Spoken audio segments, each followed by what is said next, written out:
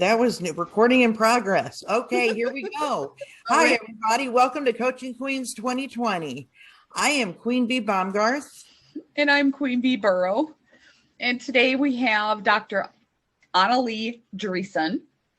And she is our friend. We met her in C-Suite, and she's joining us from the beautiful city of Victoria in Canada.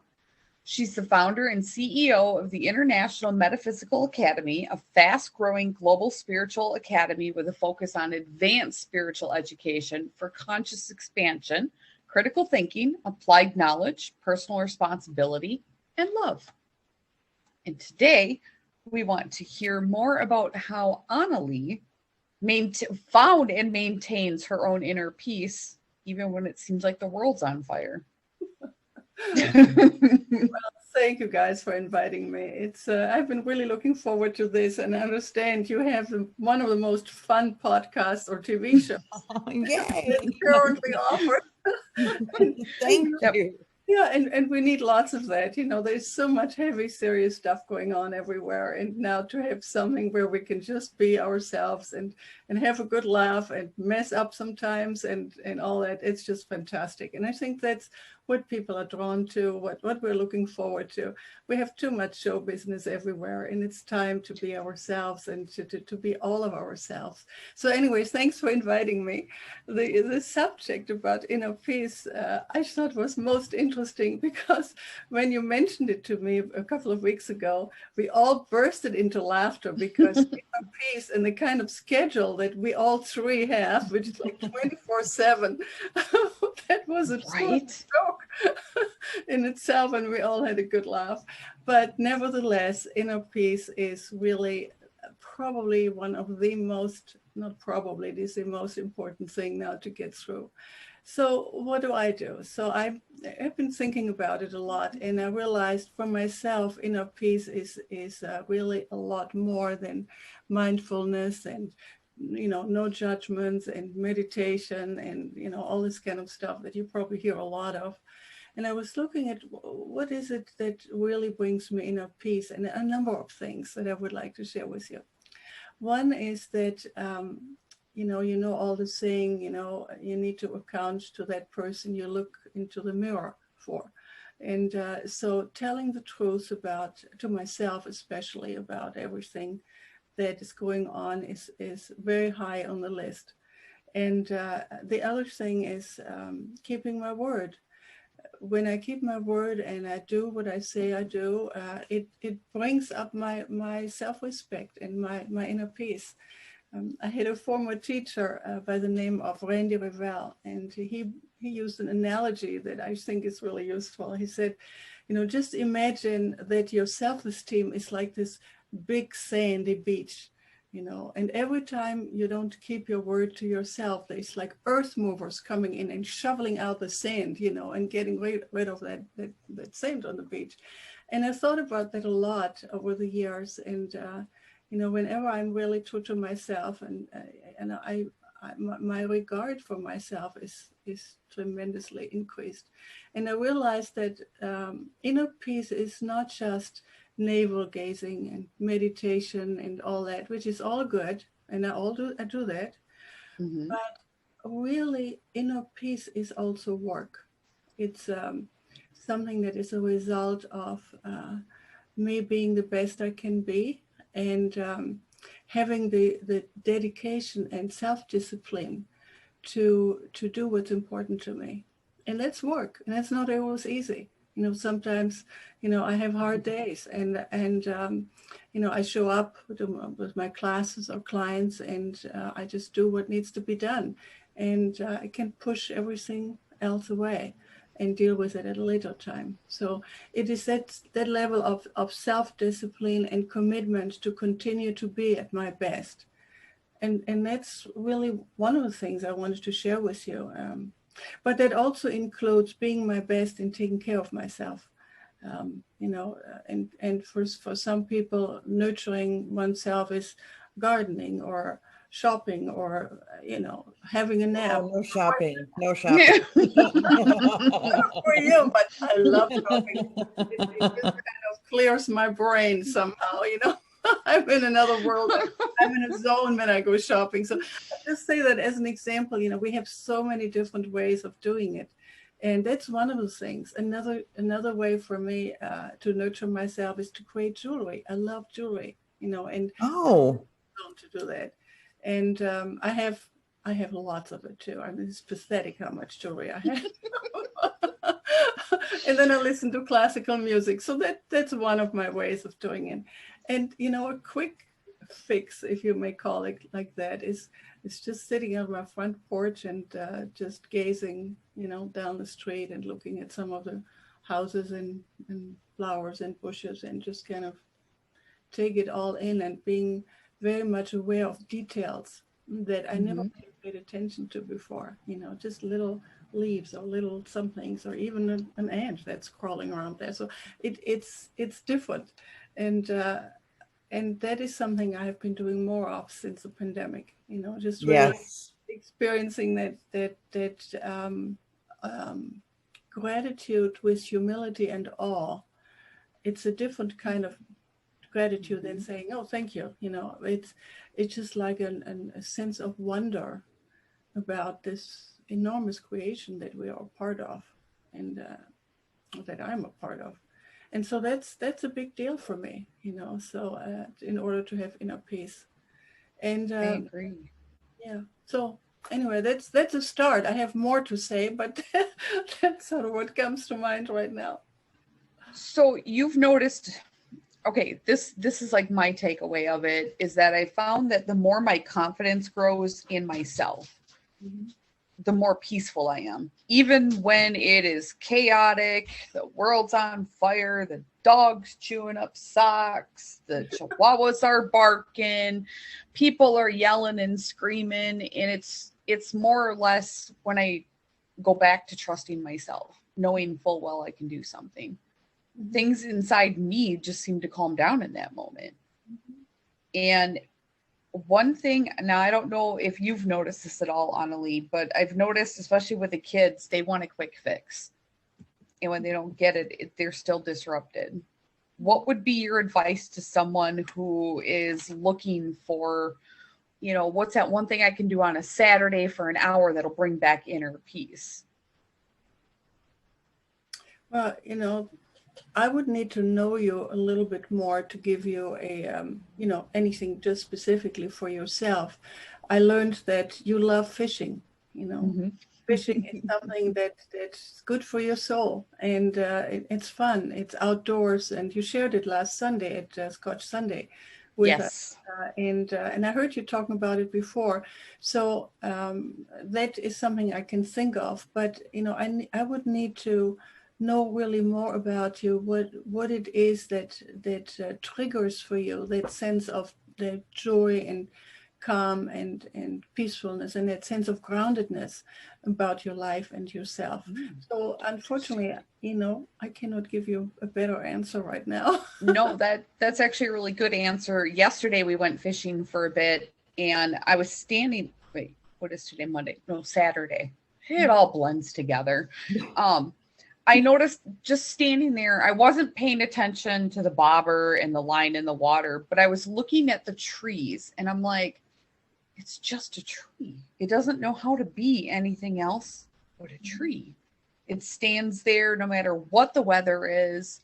And I'm like, oh, that's what that's saying. Be a tree. Just be there. Just be. And I'm like, oh, it was really profound. I'm standing there and Dave's like, are you alive? And I'm like, He's like, you have a bite. I'm like, what? I forgot it was fishing. But it was just such an incredible moment and so calming. And the fact that you brought that up just kind of, it made that click in my head. So I like that.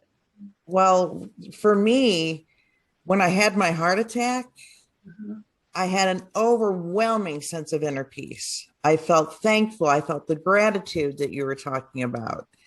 And as time has gone on, I find that inner peace. I feel it, but we just got finished talking before you came on, Anneli, that I had posted a picture of myself on Facebook, which I was testing my new camera out, and somebody had made a comment.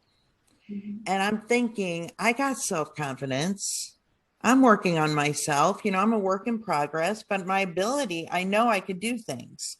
I know if I put my mind to it, I can do it, but my self-image, automatically I went to something negative that the person meant, you know, and I thought, okay, am I too bloated? Is my nose too big? Is my, you know, I shouldn't have done it. I should, but I've come a long way, because if it wasn't for my MS and the heart attack that made me look within, I wouldn't have posted that picture to begin with. So I'm going to hang my hat on that. And I'm going to work on the self-image part. You know, who cares? Who cares? We're all wearing tiaras, which I'm so excited. I know. This is great. You know, and it's just one of those things that I just, you know, right now we enjoy it. And that's what's good. And I'm guessing all three of us prior to this pandemic would not have been doing this kind of stuff. No. not, you know, like as comfortably as we are. I know I fought getting online. I don't know about you guys, but I was like, oh, nay, as Joan would say. Oh, nay. Same here. You know, I was really very, very nervous to do anything online. Because you don't know who is watching. You know, it's almost like being naked. You know. Yes. You don't know, and you know, the world is full also of negative people who tend to attack and who tend to write negative things or trash you in some other way. And so, you know, it's a very vulnerable thing to do, unless you really own who you are, and it is a work in progress, as you said. You know, this whole development of self-confidence and of self-authenticity and all that, that's progress. That's a process as well. Yeah. And so you know, we learn, maybe when we're old ladies, we've gotten it all together. I don't know. No, I thought I'd be Joan's like, no, I honestly thought I'd be smarter, but no, I'm still that 21-year-old that is thinking, you know, and I'm in this 56-year-old body, and I'm not as smart as I thought I was. But I know I'd heard this saying, and I don't know, I'd like to say I got it from my grandfather or my father. That would sound really profound, but I don't know where I heard it. If you're not going to ask for their opinion, why do you care what they think? That is profound, no matter who said it to you.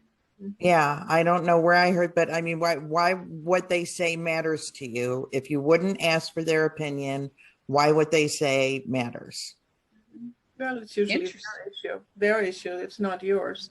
I heard from a local shaman something interesting, and she said something like, whenever anyone attacks you or is unkind or something, just imagine that you have a big pair of scissors and you just cut it off all around you, and it just goes away, you know, so that it doesn't enter your system. And it's a simple image, but I've used it a few times very successfully.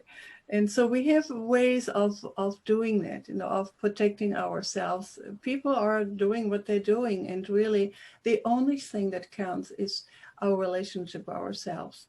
And then only very few people in our closest vicinity or closest network, that could be our partner or family or close friend, those kind of people's approval that counts. But all the rest is becoming less and less and less important to us. And that's what we're aiming for, I believe, when we grow up and when we become more of adults. Even though in our hearts, I believe, you know, I'm still sometimes 18 rather than my current age. True story. I get up, I'm like, I'm going to do the things. I do the things, and the next day my body's like, you are not 18. You're not 18. You're not 18. I used to do this real quick punch thing, and I can't do it anymore because of bursitis in my arms. So that's what you were talking about earlier this morning. But it was 1-2 punch, and ow, that hurt. So I can't do that. I can't do it. Sorry. I just want to say there is one more thing that I reflected upon when, you know, before we met today. And that was that I grew up as a Catholic girl. And of course, Catholics are known to carry a lot of guilt. And So the whole process of forgiving myself has been really a profound one, and forgiving myself for the smallest things. There's always this voice of criticism, or of not good enough, or having wronged someone or something, or myself. And I was just amazed. It was just like a layer of like an onion that has many layers of releasing and letting go of all this self-imposed guilt that I brought. Right. And so with regard to inner peace, and also to open my heart to love others more, has been about letting go myself of what I wasn't too excited about. And so, and I'm obviously not perfect, but I think with my imperfections, I'm much more loving and compassionate with myself than I've ever been. And that has been also a result of the last year's pandemic, that I have been, taking time to review more my relationship with myself and with the world in general. So that is also a part of what I believe my own journey is about having more inner peace. Yes, and I do meditate and I do pray, and I do all those things as well. But this is really, really important, and also like letting go of other types of blockages that I have. Narratives that I carry around. Stories about myself and life and all that, and just really looking at that again. And so that's really something else that's really important. Yes. Well, that's good. I love that, actually. Re-examining those narratives and going, is this really serving me right now? Is this helping me? Hurtful or helpful? Yeah, that's a question I find popping up in my head quite a bit. Is this hurtful or helpful to me, to the people around me, to everything? And then you can kind of decide there. Sometimes you're like, oh, it's helpful. And 3 days later, you're like, that was not helpful. What was I doing? We have a Bible study that we take turns in running. And one of the questions that was posed to me is, who do you need to forgive?